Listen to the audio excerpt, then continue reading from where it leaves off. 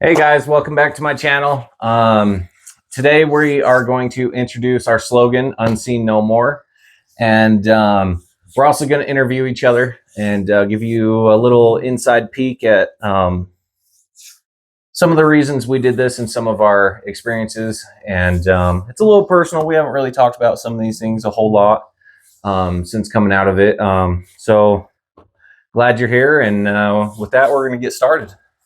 All right. So, what was the moment you felt the most invisible? The moment I felt most invisible would have been out in Ogden. We were homeless, and I had broken my foot, and it had swollen up so bad that we had to cut the shoe off. And we were about 10 miles from the nearest hospital. And you ran around for about a half hour asking people to use their phone to call an ambulance or to give me a ride to the hospital. And nobody would let you do it. And you came back to me sobbing and just in pieces. And you couldn't understand why the world was such a cruel place and no one would help. And here I was, the person you loved, and I was in trouble and you couldn't help and no one would help. And I remember just holding you and you were crying, and I just kind of broke down in that moment. And I was like, man, nobody cares. Like, the world is such a dark place and nobody cares. And that was when I felt most invisible. Yeah, that was pretty emotional watching you in pain, and nobody would take the time to even call an ambulance. It was very tough to watch. And being from a small town, and that was my first time in a big city, and I didn't understand. I thought there was a lot more compassion in the world than what there was. Sorry. Okay, let's move on before I start crying. Okay. What do what do people misunderstand about homelessness and addiction? I think the one thing people don't understand about homelessness is it's a huge problem, not from just the homelessness and the people who are homeless. I think it's a huge, almost industrial complex, right? Where there's a lot of money in it. And from the resources that we always received, it always maintains the problem. It didn't fix the problem. Like, there was little effort to actually fix the problem. And like, from things like the food that we got every day, right? Like, we would go and, well, not every day, but if we needed it, we could go and get food every day from the place that handed out like sack lunches, right? Mhm. And that opened up at 9 o'clock. And if you've ever had a job, and not a behind the desk job, not a 9 to 5 job. Like, most jobs are 5 o'clock in the morning, 4 o'clock in the morning, Right. especially if you're a homeless person. The kind of jobs that you're going to get, you're going to be expected to go to work pretty early in the morning. So how do you get your food every day? Right. You know, and And if not only that, what your day paid jobs, you literally had to be there. If they opened up at 4, you had to be there at 2:30, 3 o'clock, waiting in line, because there would be 50 to 100 other people yeah, waiting for those same jobs that day. So you're not even guaranteed that job for the day, but you're up extra early waiting for that job. And then you're working all day without being fed, because the homeless shelters serve at their certain times. They do not yeah, keep their lunches or breakfasts or dinners. So if you're not there to be served, you don't get that meal. So go ahead. yeah.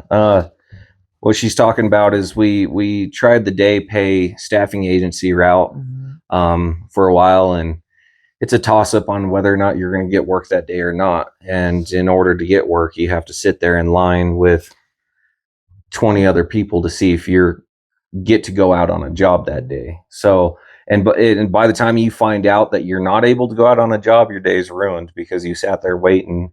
Right. And it's difficult. But yeah, Mhm. another problem is like, what do you eat for 3 weeks, right? While you're waiting for your Right. first paycheck, you get a real job. You're homeless, you go get you a job, and you start day one. You come home Mhm. after 8 hours of working, you're tired, you want to go to bed, and you're hungry. What do you eat? Your day's gone. You know, Right. it's every job withholds like the first paycheck, right? Or Mhm. it takes at least 3 weeks to get paid. And so it's people don't understand, once you're in that situation, like, you're kind of stuck, right? You're Right. stuck using these resources all the time. And but that, and I think homelessness is similar to addiction, where shame and guilt is just going to drive you further into it. I Right. think the only way you can help people is with love, and I think that that's kind of one of the things that we're trying to do. Very true. And well, okay, so what helped you keep going when things felt hopeless? The one thing that helped me keep going, the small acts of kindness from strangers.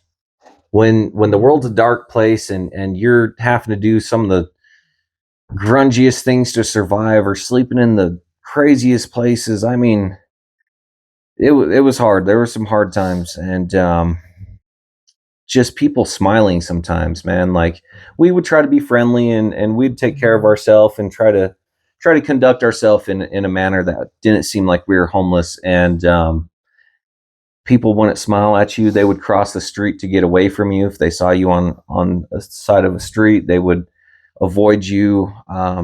But there were people who stopped, and who, if we said hello back, or just the small smiles, man. Small acts of kindness is what made our days worth it.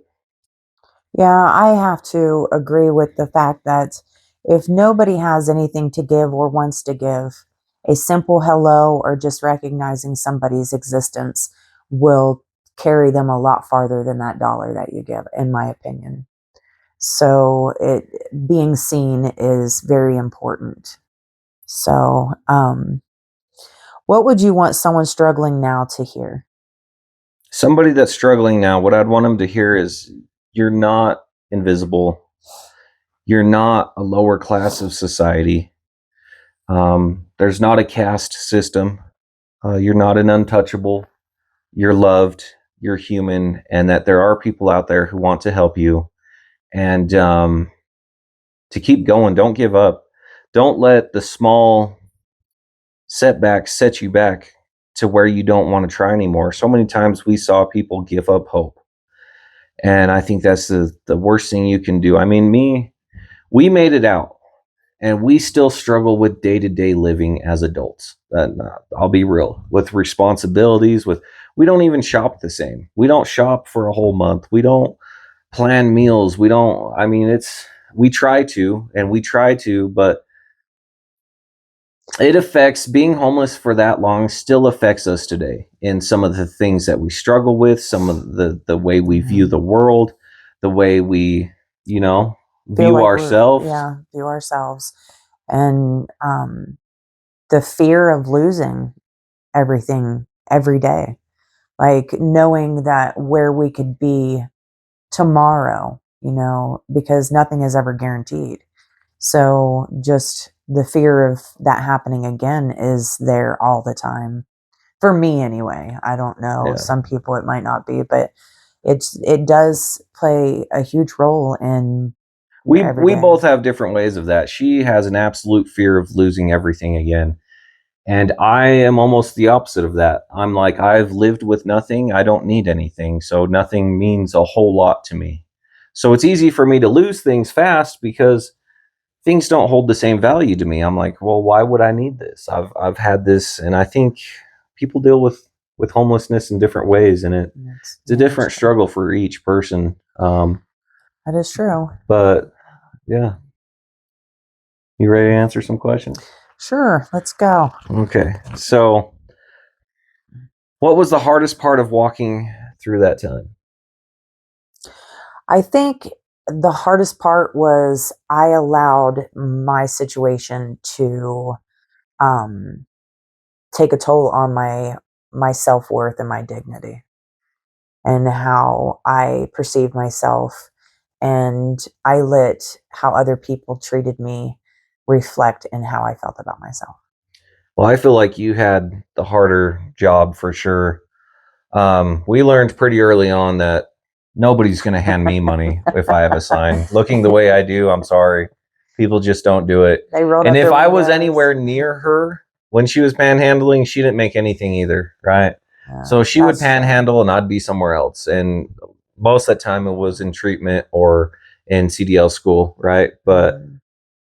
so I didn't have to deal with the same shame or judgment or mean things people would scream out the window. And I mean, people would yell things at her that they would never yell at me anyway, you know? And so she dealt with a lot of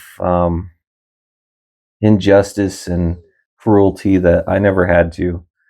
And so I could see how that would affect your dignity and how you felt about yourself. So, um, with that, what did dignity mean to you back then? Dignity meant to me back then, I just feel like my self worth, like dignity, as in like how people looked at me or what my self worth was at that time. Um, you kind of are stripped of your dignity when you're homeless. And it's not that homelessness takes your dignity away, it's the fact that people, you can tell that they don't believe that you have dignity anymore. And I just feel that that does strip from you who you are. Um, because people don't see you as human. They ignore you. You can speak, look at them and speak to them, and they will go out of their way to look at the other direction and sometimes even turn around and go the other direction. And they will purposely ignore you. I don't know if it's just that they don't want to experience that or don't want to acknowledge the problem, but it does. Um, but that's kind of what I feel. I know we did a lot of things to try to maintain small pieces of our dignity. I know we tried really hard to look like we weren't homeless every day. Yeah, And we did. We made sure that we had clean clothes on. We kept washed up, which was very hard, very hard. I mean, it's hard to maintain your dignity as a homeless person when you're getting up extra early, especially if you don't find a bed in a homeless shelter, because a homeless shelter you can keep washed up and keep showered every day. But if you're stuck on the streets, because all the homeless shelters have a limited amount of beds, it doesn't mean that you're going to get in there. So there were a lot of times that we would have to get on tracks. And not all the time did we have the money to get on tracks. We would jump tracks to go to a safe place to sleep. And we would try to find places to clean up and look like we were normal everyday people, which is very difficult to do.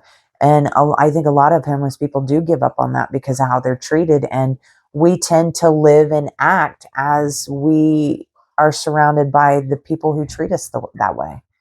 So, I think another thing that we did that kind of we tried to preserve our dignity was when we did panhandle, we had a rule that we never took more than we needed. right, And so, like, if we were right, standing there panhandling at a store because I wouldn't be near you, she would hand me a little bit of money. I'd go into the store and get some drinks first. right, And then she'd give me a little bit more money after some time and I'd go and get dinner. And once we had like our meal and our drinks taken care of, and I'll be honest, right. we smoked cigarettes. When we had our cigarettes and our Yes, meal and our water, we were gone, right? Which was yes, usually 30 bucks. 30 yeah, bucks and we didn't yeah. stand there all day trying to make too much. Yeah, And that was our rule. We never took more than what we needed, and there was always someone behind us that needed something. So we wanted to make sure that we didn't take up the whole day, that somebody else could get what they needed.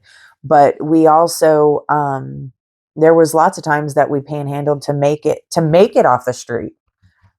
So it helped us out a lot. And there was a lot of times that I panhandled while my husband went to CDL school. He went to treatment in the mornings, went to CDL school at night. He missed all his meals. And in order for him to be able to continue getting his CDL, I felt like I needed to go panhandle so that I could keep him fed, so that one day he could keep me fed. bus money. She would meet me at the bus stop every day. And where my CDL school was clear the west side of Salt Lake City, clearing the industrial area. And she would ride the bus every day and meet me at the bus stop with dinner, with a drink, and we would ride back to the homeless shelter together. Yeah. And she would go out of her way to bring the food to me and to meet me and ask me how it was going. But yeah, so with that, why does protecting dignity matter so much to you now? Because I feel if we protect people's dignities, that we can help them understand that through the pain there is hope. And I feel like I don't want to be the person that causes someone else to feel like they can't make it, or they're not worthy, or they don't belong, or that they can't make it. We should be protecting somebody's dignity. There's too many people out there that are snapping pictures and videos of people that are dirty and what they say are disgusting on the side of the road, or panhandling because they're getting high, or that's not holding somebody, that's not uplifting. That's almost like handing somebody your hand and kicking them down with your boot at the same time. Like, you want to bring, light to the problem, but you don't want to keep dignity in that. You don't want to help people keep their dignity. So dignity is important, because I feel like if someone made it 10 years from now, but yet sees their picture on the internet and being made fun of, is that going to keep somebody out of addiction? Is that going to help somebody move forward? I don't feel like us as a society should be making Showing people in their worst moments and right, expecting them to get better, I think right. That's what I was is trying to wrong. say. Yeah, But I get you. Um, so, what do you think we learned from that experience? For me, it was trust, and it was faith, and it was strength. And from getting my prayers answered every day to, man, I just know how much, I don't know if you'd call it stubbornness or determination, but I walked 36 miles with a backpack and a broken foot when I was homeless. And the amount of determination and stubbornness that took, like, I know I can get through most things because I've been through a lot of hard things. And being able to trust yourself in some difficult situations is something I learned, along with my faith. And then trust in you. And some people can call it trauma bonding, but I think it's trust. It's, knowing that someone's going to be there no matter yeah, what, I it's relied on you and you relied on me, and absolutely. I think that's the basis for one of the strongest marriages and relationships that you can have, is when you literally have to survive with each other. Mhm. And I mean, there's nights we'd be sleeping in the park and there'd be some homeless guy out of his mind crazy stabbing the trees and bushes with knives in both hands, and I'm holding Misty, and I got to keep one eye open and stay up all night because Yeah, that's a bad situation to be in. You don't know what is happening, but trying to keep your wife safe in some of those places, or warm, or there's times when we only had one sleeping bag and it was down in the 20s, and I'm a bigger guy, so we both didn't fit in it. So yeah, it was very difficult. I can remember having that throw blanket that we had $2 in our pocket. We yeah, didn't have anything to cover up with, and you walked into the gas station, and for some reason, those throw blankets we're were on on sale. sale, and Yeah, they were $2, and you bought one, and we tried to share it, and that just was not happening. It yeah. was just, yeah, I remember that. It is tough out there. But I think I learned more of like my faith. I truly believe, as a couple that was on the streets, it was hard. And I feel like God provided when nobody else did. And I felt like God was with us, most definitely. And without Him, we probably wouldn't have made it, because even though we had very little, we had a lot. We did. So I truly believe that. So How do you think that shapes how we serve others now? I feel like, being that we could make our struggles and our pain somebody else's hope, and we know what it feels like to be unseen, unheard, to be mistreated. I feel like we know how that feels firsthand, and so I feel like that gives us a personal, um, like it's closer to our heart, and I feel like we want to embrace everybody that we can. Yeah, I think it definitely gives us a capacity Hmm. to love people we never would have, and compassion. And for me, it's our experience. Like I just feel like being transparent with what we went through, and being transparent with the problems we still face today. I mean, some of these homeless have been on the streets for 10 years, and then they get a voucher Yeah, that helps them into an apartment, and they don't even know how to be human anymore, right? Like we struggle, and we weren't there as long as some of them, right? right.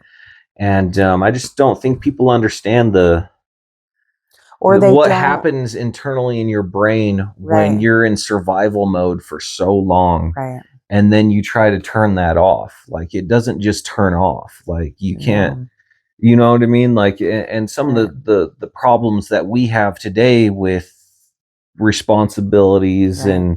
and being the same person that people expect is like we struggle every day, every month. We go through our struggles still, and we have had a succession of failures, but Mhm. each failure we came back stronger and harder. And I think that's, we Right. didn't give up. And I Our think, failures were our stepping stone to our yes, success. And I feel like, and like the vouchers that you're talking about, a lot of those have to be renewed after 6 months to a year. And some of those people don't even have them, they don't make enough money because they're either on disability or whatever. And when that gets to be renewed, supposed to be renewed, they don't understand that that has to be done. It has to be paperwork added to it. So then these people are homeless again. yeah, Like it's we do have problems and cracks in the system that need to be fixed, because then technically, in my opinion, you I mean, yeah, they were housed for 6 months to a year, but then those people fell through the cracks again and are back on the street. yeah, And what there was a lady that was in her 80s, 90s that was at the homeless shelter that had like the 15 oxygen tanks around her. Not, she wasn't a drug addict. She wasn't like, the only thing was she just didn't make enough to have a house, yeah, to have a place to live. And so we have all these elderlies or mentally disabled that just don't understand, and they get lost in the system. And they are also people out there that are homeless because they have no family or anyone to take care of them. So yeah, it's crazy. so why do we believe that stories matter? I believe that stories matter because it shines a light into places otherwise unseen.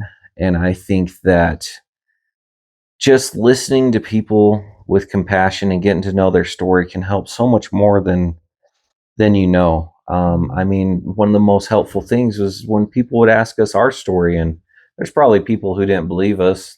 Like when people would ask her what she's panhandling Yeah. for, and she would tell them, "Oh, my husband's in CDL school," and there's probably not very many people that believe that. They're probably like, "Yeah, right, okay, sounds nice. Like, here you go, Right. go get your bottle for the night or whatever." Right? Yeah. Like, it's I probably mean, not a lot of people that believed it, and but just sitting down and asking somebody a story is so powerful. And I think that these stories matter because there's so many things that are wrong with the system. And mhm. it's kind of ironic with me starting a foundation, because I think there's so many foundations and programs and institutions that leech money off of the government and funding, and just I kind of hate the system in that way. And I Not think there's all of so them, many but problems. there are Not all of some. them. I There mean, are but some. there's so much. I mean, from the amount of money that goes to the state for homeless relief to what Yeah. actually makes it to the homeless, it's very little. And that'll be another video we Yeah, get but into. I don't want to get into that. But it's Because just, there is a lot yeah, that's going on that I feel like stories are important and getting background because we can't fix what we don't know. yeah, And I feel like every individual cannot be helped in the same manner. I feel like one of the downfalls to all the foundations and all the shelters is we are fixing a problem as a group and not fixing it as an individual thing, because what helped us is not going to help somebody that's mentally ill or elderly or an addict and mentally ill, or like individual stories, knowing how they got where they are, why they're still where they are, I feel is very important to their success and how they're going to get off the yeah, street. And I feel like that's why stories are very important. So, yeah. I agree. I think these stories are going to show a lot of problems that otherwise wouldn't be known. And so, with that, like I said, we're introducing our slogan, "Unseen No More." I got our little logo printed on a hat. We're test running our um, logo and our merchandise. We're going to try to get some shirts made. But we once were unseen, and now we choose to see others. So, unseen no more.